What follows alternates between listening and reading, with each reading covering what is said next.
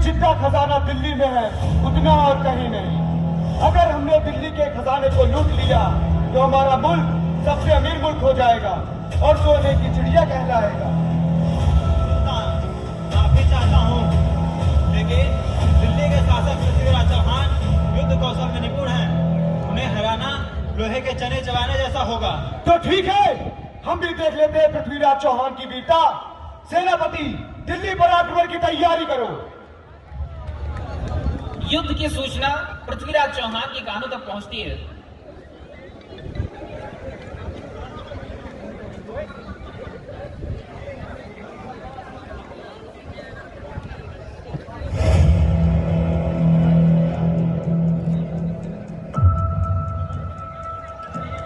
Hello महाराज की जय हो। अभी अभी सूचना मिली है, गजनी का सुल्तान मोहम्मद गौरी दिल्ली पर आक्रमण करने की तैयारी कर रहा है।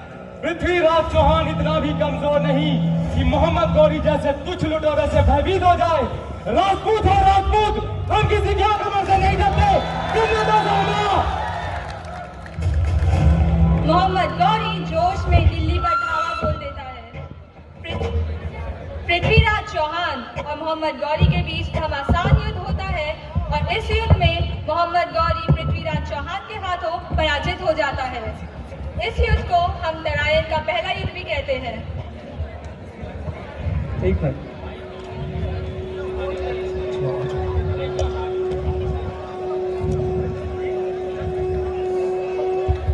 तुम करे और कर लिया, तुमने कर लिया। हमला करो।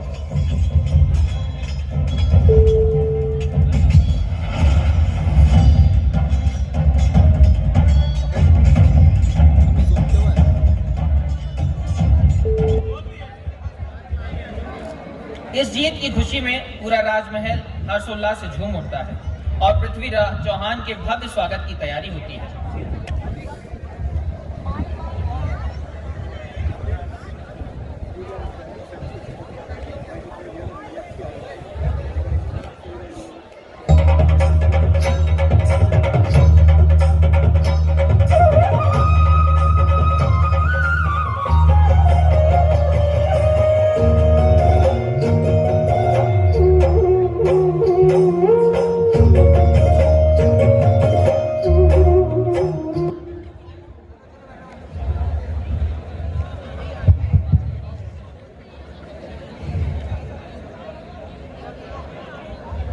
आरंभ किया जाए।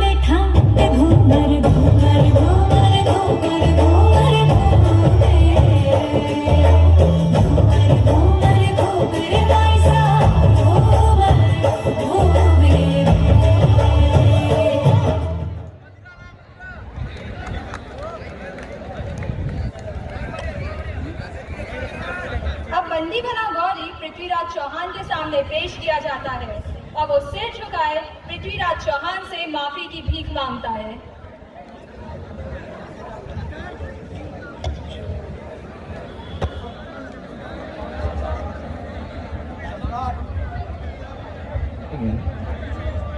सम्राट, मैंने जो दिल्ली पर आक्रमण करने की गुस्ताखी की है उसके लिए मुझे माफी दो।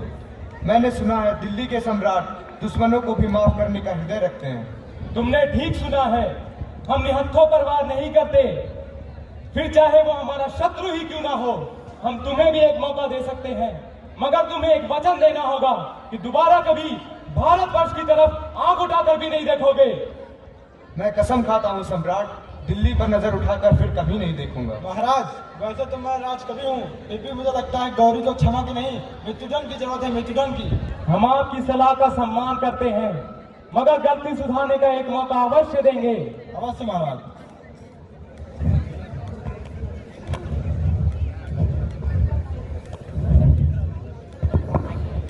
दुश्मन भी दिल्ली के ऊपर आग तरेरे बैठे थे। घर के भेदी और विदेशी मिलकर घेरे बैठे थे। प्रत्यंचा पर तीर चढ़ा भरपूर निशाने लगा दिए। राय पिथौरा ने रण में गद्दार ठिकाने लगा दिए। राय पिथौरा ने रण में गद्दार ठिकाने लगा दिए।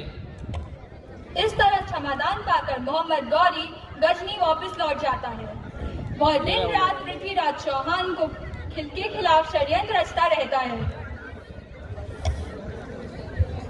पृथ्वीराज चौहान से ईर्ष्या करने वाले सिर्फ मोहम्मद गौरी जैसे विदेशी सुल्तान ही नहीं, बल्कि हिंदुस्तान के राज्यों के राजा भी थे, जिनमें से एक था कन्नौज के राजा जयचंद, जो पृथ्वीराज चौहान के अपमान का अवसर ढूंढते ही रहते थे। हम कन्नौज के राजा जयचंद अपनी पुत्री संयोगिता के स्वयंवर का आयोजन करेंगे। उस स्वयंवर में पृथ्वीराज चौहान को छोड़कर भारत के समस्त सूरवीरों को निमंत्रण भेजा जाए। जब संयोगिता को इस बारे में पता चलता है तो वह अपने पिता के पास जाती है। पिताश्री, मैं पृथ्वीराज चौहान को अपना वर मान चुकी हूँ। उन्हें स्वयंवर में बुलाना ही उचित रहेगा। असंभव! हम अपनी पुत्री का विवाह अपने शत्रु से कभी नहीं कराएंगे। ऐसा ना करें पिताश्री। खामोश! पिता से अस्वीकृति मिलने पर संयोगिता ने गुप्तवश सखी के पति के हाथों पृथ्वीराज चौहान को प्रेम प्रस्ताव के साथ स्वयंवर का निमंत्रण भेजा। पृथ्वीराज चौहान ने यह निमंत्रण स्वीकार किया और स्वयंवर में जाने का निर्णय लिया। इधर स्वयंवर की तैयारी के दौरान जयचंद ने अपमान के उद्देश्य से पृथ्वीराज चौहान का एक पुतला बनवाकर द्वार पर खड़ा कर दिया। यह खबर मिलते ही पृथ्वीराज चौहान कन्नौज के लिए रवाना हो गए। चलते हैं संयोगिता के स्वयंवर में।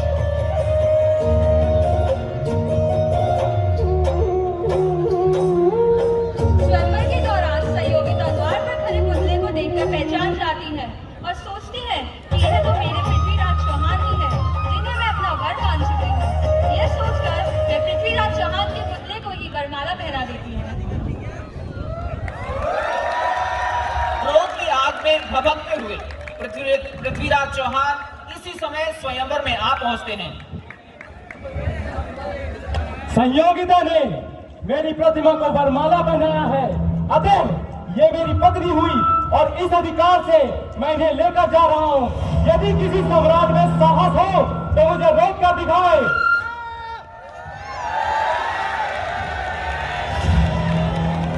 पृथ्वीराज चौहान ने भरी सभा में हमारा अपमान करके अच्छा नहीं किया। हम इस अपमान का बदला बड़ी से बड़ी कीमत चुका कर भी ले। महाराज, पृथ्वीराज चौहान को अकेले हराना संभव है। हम एक ऐसे शख्स को जानते हैं जो हमारी सहायता कर सकता है, और वो है गजनी का सुल्तान मोहम्मद गौरी। मोहम्मद गौरी से संधि कर हम पृथ्वीराज को नेस्तो नाबूद कर देंगे और दिल्ली के शासक महाराज, मोहम्मद गौरी पर विश्वास करना उचित नहीं है। हम जानते हैं हम क्या कर रहे हैं। मंत्री, शीघ्र ही हमारा संधि प्रस्ताव मोहम्मद गौरी तक पहुंचाया जाए। जी महाराज। जयचंद मोहम्मद गौरी को संधि का प्रस्ताव भिजवाता है, जिसको गौरी स्वीकार कर लेता है। संधि के पश्चात दोनों मिलकर पृथ्वीराज चौहान पर हमला बोल देते हैं।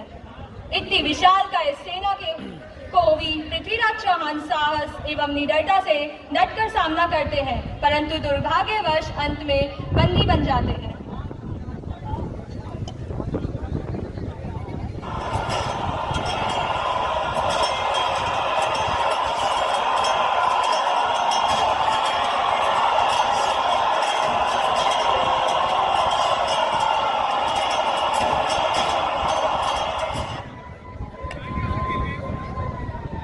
युद्ध के पश्चात जयचंद मोहम्मद गौरी से संधि के अनुसार दिल्ली का शासक बनने की बात कहता है।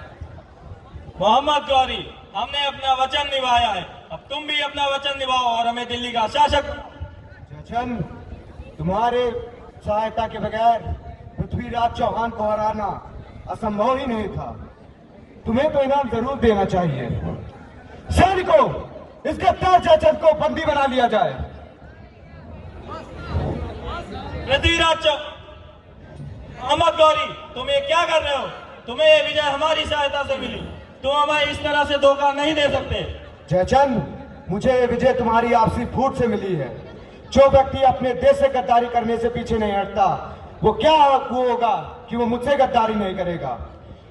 इस जयचंद के सर कलम कर दिया जाए और चौराहे पर लटका दिया जाए, लिख दिया जाए गद्दार जयचंद। पृथ्वीराज चौहान को बंदी बनाकर गजनी ले जाया जाता है और उनकी पेशी गौरी के दरबार में होती है। इधर मोहम्मद गौरी पृथ्वीराज चौहान के तारागढ़ के किले को लूटता है। उनके बनाए गए शिव मंदिर को तोड़ फोड़ कर वहां पर ख्वाजा मोइनुद्दीन चिश्ती की कब्र बनाता है और मंदिरों में लूटपाट करता है। औरतों के साथ क्रूर व्यवहार करता हुआ चला जाता है।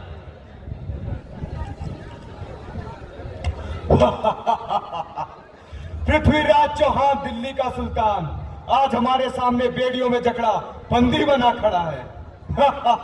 पृथ्वीराज, हम भी तुम्हें माफ कर सकते हैं, बशर्ते एक है, तुम्हें हमारा बंदी बन के रहना पड़ेगा। मैं पृथ्वीराज चौहान हूँ। गुलामी से तो बेहतर है कि मैं मृत्यु को प्राप्त हो जाऊं। मूर्ख, बंदी बना खड़ा है, हमसे आंख से आंख मिलाता है। ये घूरती हुई आंख नीचे कर। गोरी, क्या तुझे पता नहीं कि हम एक राजपूत हैं और राजपूत की आंखें मरने के बाद ही नीचे होती है। सैनिक, जिस आंखों से ये देख रहा है उनको सलाखों से जला दिया जाए। हम इसको इतनी आसानी से मृत्यु दंड नहीं देंगे, इसको कारावास में डाल दिया जाए। इस घटना की खबर पृथ्वीराज चौहान के मित्र चंद बरदाई तक पहुंचती है और वे चौहान से मिलने के लिए गजनी के लिए रवाना होते हैं, परंतु गौरी उन्हें भी उसी बंदी गृह में डाल देता है।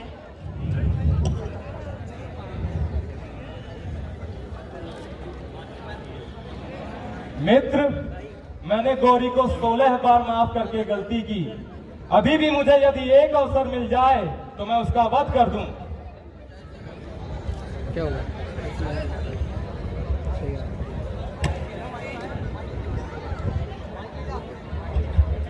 उसी समय मोहम्मद गौरी अपने राज्य में तीरंदाजी प्रतियोगिता का आयोजन कर रहा होता है, जिसकी खबर पाकर चंद बरदाई और पृथ्वीराज चौहान मोहम्मद गौरी से बदला लेने की योजना बनाते हैं। चंद बरदाई पृथ्वीराज चौहान को तीरंदाजी प्रतियोगिता में प्रतिभाग लेने को बोलते हैं और शब्द भेदी बाण चलाने की बात करते हैं।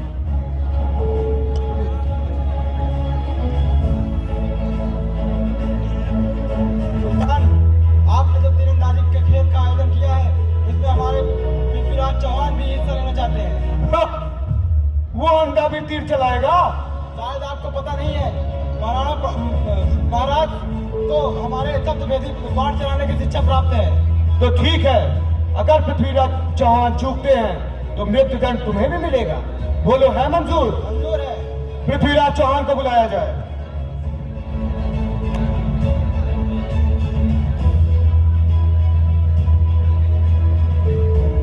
चलते हैं मोहम्मद गौरी के तीरंदाजी प्रतियोगिता में, जहां पृथ्वीराज चौहान शब्द भेदी बाण चलाते हैं। सुल्तान, तवे से निकली आवाज सुनकर पृथ्वीराज चौहान तवे पर निशान लगाएंगे। इससे पहले आपको 3 बार हुक्म देना होगा। तीर चलाओ पृथ्वीराज, तीर चलाओ। हे पृथ्वीराज, कमान बांध, है अंतिम अवसर यही। एक बाण से लक्ष्य भेद कर मत चूके रे चौहान। 4 बाज 24 गज अंगुल अष्टप्रमाण, ता ऊपर सुल्तान है, मत चूके रे चौहान। सुल्तान, निशाना!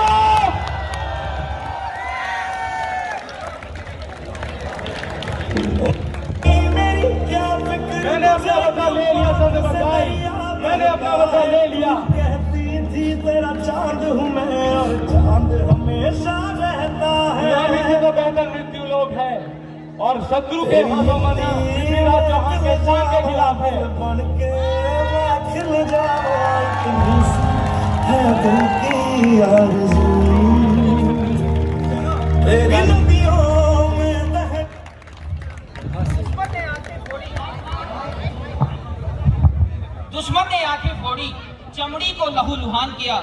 जान गंवा दी लेकिन हरगिज नहीं कबूल इस्लाम किया। चंद बरदाई ने हाथों में शब्द भेद का तीर दिया, पृथ्वी ने ऊपर बैठे गौरी का सीना चीर दिया। इतिहासों के पन्नों पर वो स्वाभिमान का मानी था, शीश कटा पर झुका नहीं वो तेवर चौहानी था। आस यही है जब तक धरती जब तक हिंदुस्तान रहे, सबके दिल में जिंदा हरदम पृथ्वीराज चौहान रहे, सबके दिल में जिंदा हरदम पृथ्वीराज चौहान रहे। पृथ्वीराज चौहान की हर हर। Thank you Thank you everyone.